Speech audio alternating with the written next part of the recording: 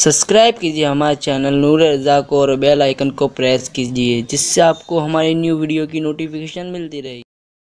امام علی مقام علی جدی علیہ السلام کا بچپن، جب آپ بچے تھے، ابھی بچے نہیں، ابھی پہلے دن کے ہیں، دیکھیں حسین کیا ہے، مولا حسین کیا ہماری اہل سنت کی کتب میں موجود ہے۔ کیا امام علی مقام علی جدی علیہ السلام کی جس دن ولادت ہوئی، وہ اکثر کتب میں جو لکھا ہے وہ ماہ شعبان کی 5 تاریخ تھی۔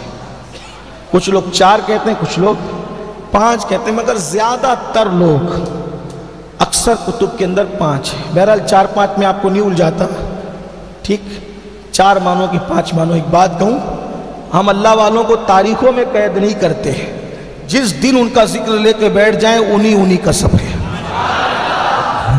ہاں، تاریخ کوئی بھی سب انہی کی ہے، تاریخ کوئی بھی ہے سب انہی کی ہے۔ ارے زمانہ انہی کا ہے، کائنات انہی کی ہے انہی سے سب ہے، انہی کا سب۔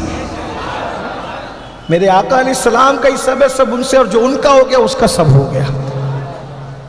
جس کے حضور ہو گئے اس کا زمانہ ہو گیا۔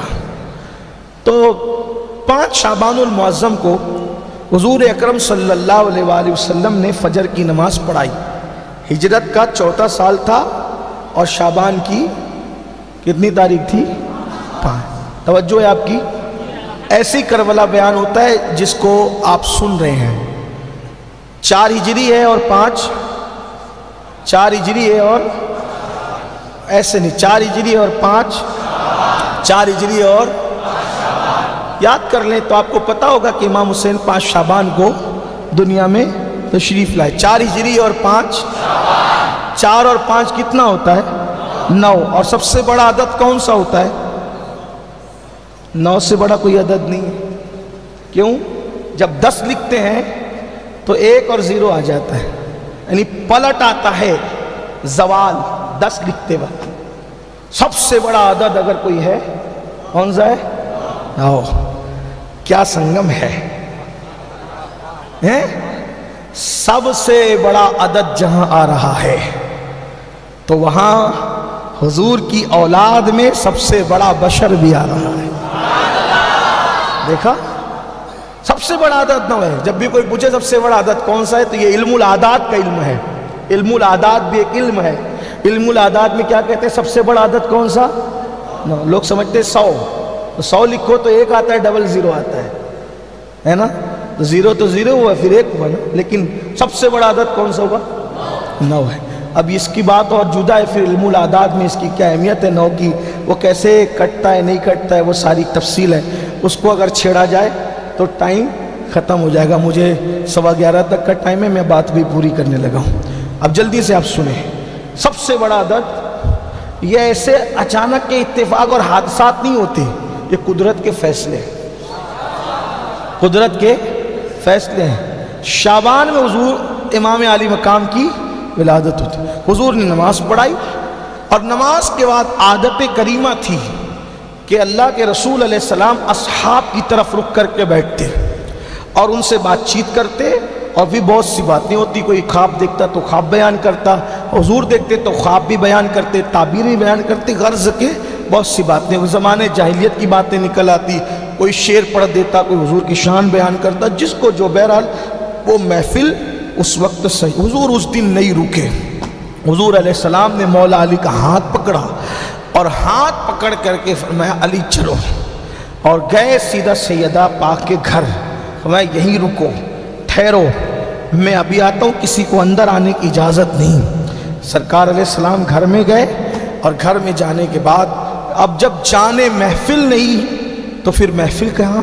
صدیق اکبر افضل البشر بعد الانبیاء بالتحقیق، سیدنا ابا بکر صدیق، فاروق اعظم، عثمان غنی، سارے اصحاب اٹھ کر کھڑے ہو گئے، اور کھڑے ہونے کے بعد حضور جدھر چلے ادھر، آقا گھر میں جا چکے تھے، مولائے کائنات باہر ٹھہرے تھے۔ صدیق اکبر نے کہا سرکار آقا علیہ السلام کدھر ہے؟ تو عرض فرمایا کہ اندر گئے ہوئے گھر میں، اور فرمایا کہ سب کو روکا جائے، کسی کو اندر آنے کی اجازت نہیں۔ علی کوئی خاص بات ہے؟ مولا علی نے فرمایا आज हमारे घर में बेटे की विलादत हुई है। आज हमारे घर में बेटे की विलादत हुई है और 4 लाख से ज़्यादा फरिश्ते मुबारकबाद देने के लिए रसूलुल्लाह को ज़मीन पर आए हैं। बचपन बयान कर रहा हूँ मेरे भाई, और ये अपनी अहले सुन्नत की कुतुब में लिखा हुआ है। मैं आपको उसका हवाला दे सकता हूँ अगर आप चाहेंगे तो, और कई कुतुब में लिखा हुआ है। कितने फरिश्ते आए? 4 लाख फरिश्ते आए। कितने? 4 लाख से जायद फरिश्ते। मौला अली फरमाते 4 लाख से जायद फरिश्ते आए। किस लिए? मुबारकबाद देने के लिए। सिद्दीक अकबर ठहर गए, क्योंकि ये लोग जो थे ना हुजूर को बहुत चाहते थे। हुजूर के सहाबा हुजूर को बहुत चाहते थे। आज हुजूर के असहाब की तरह हुजूर से कोई इश्क नहीं कर सकता। जिसने भी इश्क रसूल सीखा है असहाबे रसूल से सीखा है, और फिर अहलुल बैत से जितना इश्क सहाबा ने किया है उतना इश्क आज भी कोई नहीं कर सकता। अहले बैत के नाम पे लोग चीटिंग और मीटिंग तो कर सकते हैं, लेकिन जो इश्क सहाबा ने किया है अहलुल बैत से वो कोई नहीं कर सकता। अभी आगे अगर वक्त रहा तो मैं इसको बयान करूंगा, या तो आप सुनेंगे इंशाअल्लाह तबारक व तआला कि कैसा इश्क किया। सैयदना सिद्दीक अकबर तो फरमाया करते थे कि जितनी इज्जत और ताज़ीम मैं मोहम्मदुर रसूलुल्लाह की करता हूँ उतनी ही ताज़ीम मैं आले रसूल की करता हूँ। हाँ, कहते हैं कि हुजूर की आल से मोहब्बत करने से हुजूर खुश होते हैं, और हुजूर अलैहिस्सलातु व तस्लीम की निस्बत का ख्याल करने से हुजूर राजी होते हैं। बल्कि सैयदना सिद्दीक अकबर इमाम हसन को अपने कंधे पे उठा के मदीने की गलियों में लेकर चलते थे और कहते थे, हसन तू मेरे नबी की तरह है, तू अपने बाप अली की तरह नहीं है। तेरा चेहरा मेरे नबी की तरह है, तेरा चेहरा तेरे बाप अली की तरह नहीं है। और सिद्दीक अकबर कहते थे, मेरा बाप तुझ पे कुर्बान हो जाए हसन, हसन तुझ पे मेरा बाप कुर्बान हो जाए। मौला अली मुस्कुराया करते थे। किसी ने कहा, अबू बकर क्या करते हो? अली के बेटे को कंधे पे बिठा के गलियों में घूमते हो। सिद्दीक अकबर ने कहा, क्या कहता है सुन, मैं क्या करता हूँ मदीने की गलियों में कंधे पे? अरे जो अपने नबी को करते देखा है वही तो कर रहा हूँ। जब हर मामले में नबी के तरीक पर हूं तो इस मामले में भी नबी के तरीक। आज लोग अपना सीना तो जख्मी कर सकते हैं लेकिन कंधे पे हसन को नहीं उठा सकते। जिसने हसन को कंधे पे बिठाया है उसी को सुन्नी अफजलुल बशर बादल अंबिया सिद्दीक अकबर कहते हैं।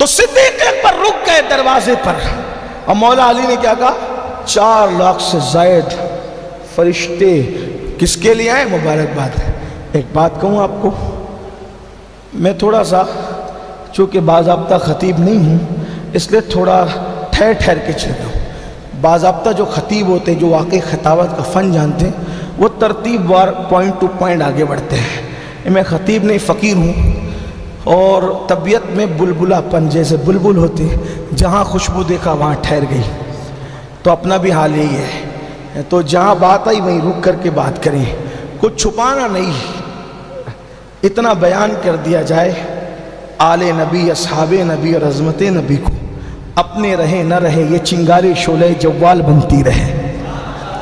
हाँ, अल्लाह ये खिदमत कबूल कर ले तो मेरा और आपका बेड़ा पार है।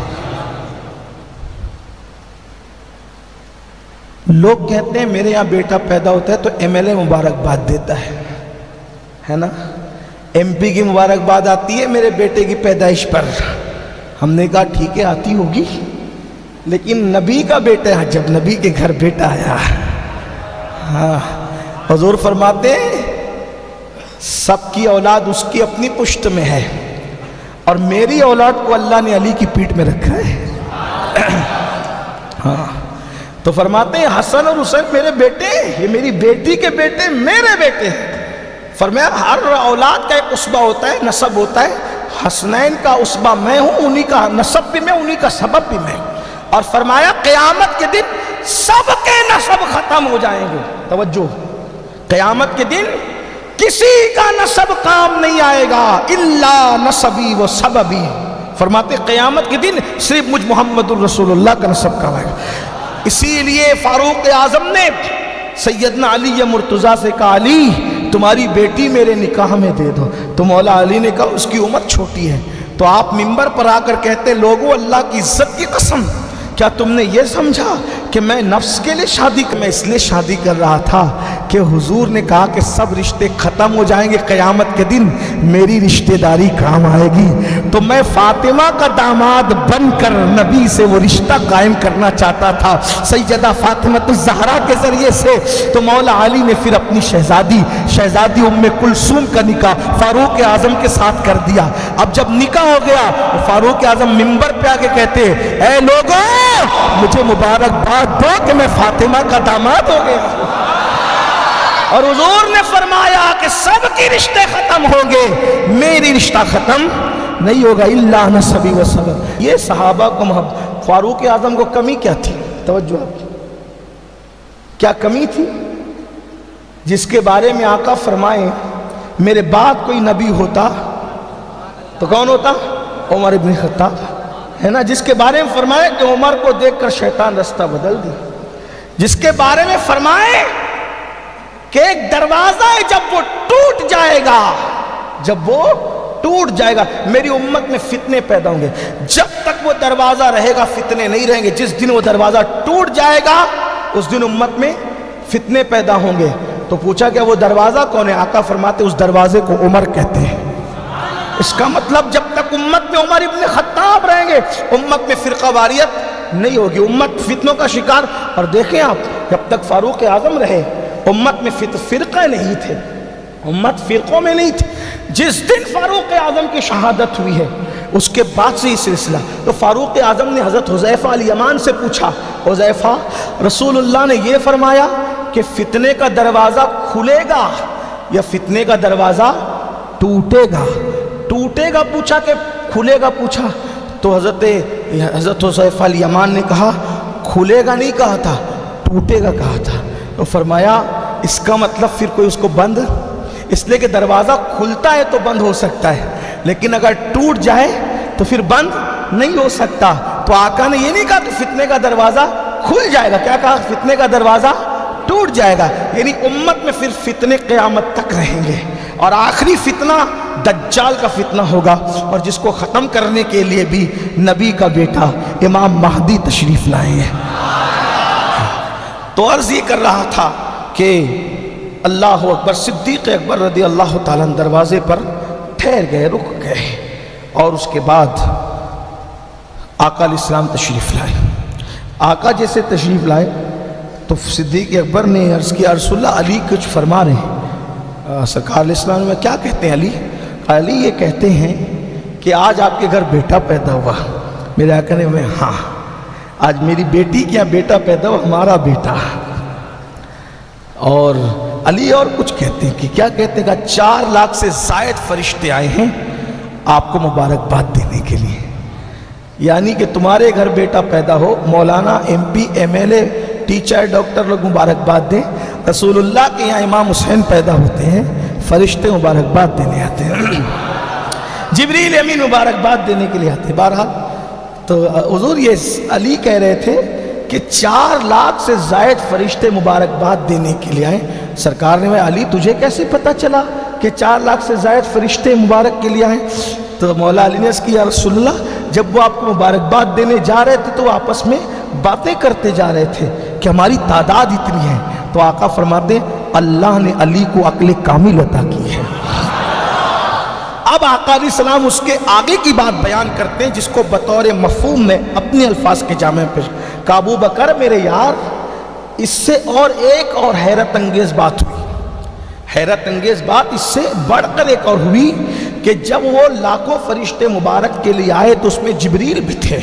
اور جبریل نے عرض کی یا رسول اللہ جب ہم آ رہے تھے آپ کی خدمت میں مبارک دینے کے لیے آ رہے تھے تو اس وقت یہ ایک فرشتہ ہے جس کے ماتحت ہزاروں فرشتے رہتے تھے. اللہ نے اس کا منصب اس سے چھین کر اس کو کوہ کاف میں ڈال دیا تھا۔ تو جب ہم آ رہے تھے تو اس فرشتے نے کہا کہ جبریل آج حضور کے گھر شہزادے کی ولادت ہوئی ہے، خوشی کا دن ہے، تم مبارکباد دینے جا رہے ہو تو مجھے بھی ساتھ لے لو، میرا بھی کوئی کام بن جائے۔ تو یا رسول اللہ یہ بھی آیا ہے۔ تو آقا علیہ السلام کو اس نے مبارکباد دی اور عرض کی یا رسول اللہ نے میرا منصب مجھ سے واپس لے لیا، چھین لیا اور مجھے کوئی کاف میں ڈال دیا ہے آقا۔ یا رسول اللہ آج خوشی کا دن ہے، حسین کی آمد ہے، آقا کچھ کرم ہو جائے تاکہ میری بگڑی بن جائے۔ میرے آقا نے عرض کیا اللہ سے، اللہ آج میرے گھر خوشی ہے، مولا اس فرشتے کی بگڑی بنا دے۔ تو حکم ہوتا ہے محبوب جس کپڑے میں حسین لپٹے ہوئے ہیں، یہ حسین پاک کا بچپنا ہے، جس کا بچپن ایسا ہو اس کا چھپن کیسا ہوگا۔ کربلا میں 56 سال کے تھے نا، اللہ نے فرمایا محبوب حسین جس کپڑے میں لپٹے ہوئے ہیں وہ کپڑا نکال کر اس فرشتے کو مس کر دو۔ بس وہ کپڑا مس کیا گیا، اللہ تعالیٰ نے اس کو بالوں پر دوبارہ عطا فرما دے، اس کا منصب اور مقام بھی عطا کر دیا۔ یہ ہے امام حسین جس کی زندگی کا پہلا دن ایسا ہے۔